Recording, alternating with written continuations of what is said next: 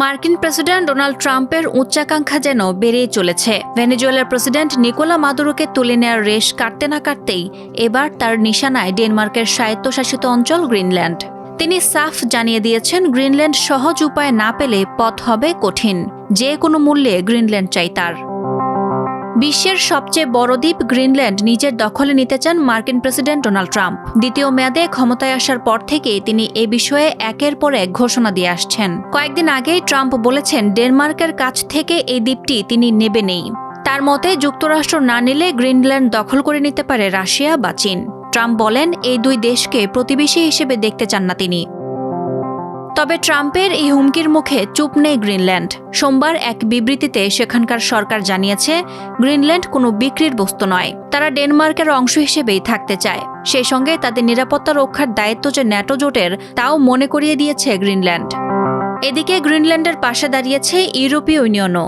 EU এর পক্ষ থেকে বলা হয়েছে, ডেনমার্ক চাইলে গ্রিনল্যান্ডে ইউরোপীয় সেনা ও ড্রোন প্রতিরোধী ব্যবস্থা মোতায়েন করা হবে। ইউরোপের নেতারা সতর্ক করেছেন, যুক্তরাষ্ট্র জোর করে গ্রিনল্যান্ড দখলের চেষ্টা করলে ন্যাটো সামরিক জোটের সমাপ্তি ঘটাতে পারে। কেননা ন্যাটোর মূল ভূমিকা হল এর সদস্য দেশগুলোর সম্মিলিত প্রতিরক্ষা নিশ্চিত করা। কিন্তু ন্যাটোর ভেতরে এই প্রথম এমন পরিস্থিতির সৃষ্টি হয়েছে, যেখানে এক সদস্য দেশ আরেক সদস্য দেশের ভূখণ্ড নিয়ে প্রকাশ্যে দাবি তুলছে।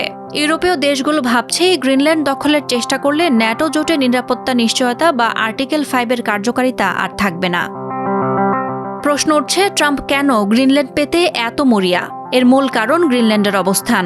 গ্রিনল্যান্ড থেকে খুব সহজে রাশিয়া ও চীনের ওপর নজরদারি করা যায়। এছাড়া এই দ্বীপের নিচে লুকিয়ে আছে বিশাল খনিজ সম্পদ ও তেলের ভাণ্ডার। তাই তিনি দ্বীপের 56,000 বাসিন্দাকে নগদ অর্থের প্রলোভনও দিচ্ছেন।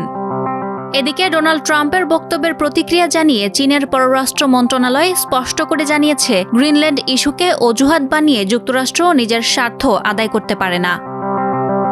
বেইজিং বলছে, আর্কটিক অঞ্চলে চীনের সব কার্যক্রম আন্তর্জাতিক আইনের আওতাতেই হচ্ছে এবং এর লক্ষ্য শান্তি, স্থিতিশীলতা ও টেকসই উন্নয়ন।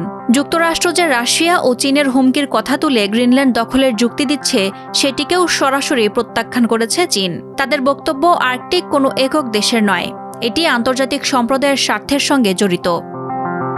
ইতিহাস বলছে, এর আগেও বহুবার গ্রিনল্যান্ড কেনার চেষ্টা করেছে যুক্তরাষ্ট্র, কিন্তু ডেনমার্ক বরাবরই সে প্রস্তাব ফিরিয়ে দিয়েছে। তবে এখনকার পরিস্থিতি আরও জটিল। একদিকে ট্রাম্পের কড়া বার্তা, অন্যদিকে ইউরোপ আর ন্যাটোর অনড় অবস্থান। ন্যাটোর মহাসচিব মার্ক রুত্তে জানিয়েছেন, তারা গ্রিনল্যান্ডের সার্বভৌমত্ব রক্ষা করে নিরাপত্তা বাড়ানোর কাজ করছেন। চলতি সপ্তাহেই এ নিয়ে ডেনমার্ক ও যুক্তরাষ্ট্রের মধ্যে আলোচনা হওয়ার কথা রয়েছে।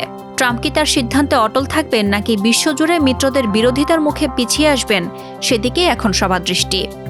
সাদিয়া ইয়াসমিন, প্রথম আলো।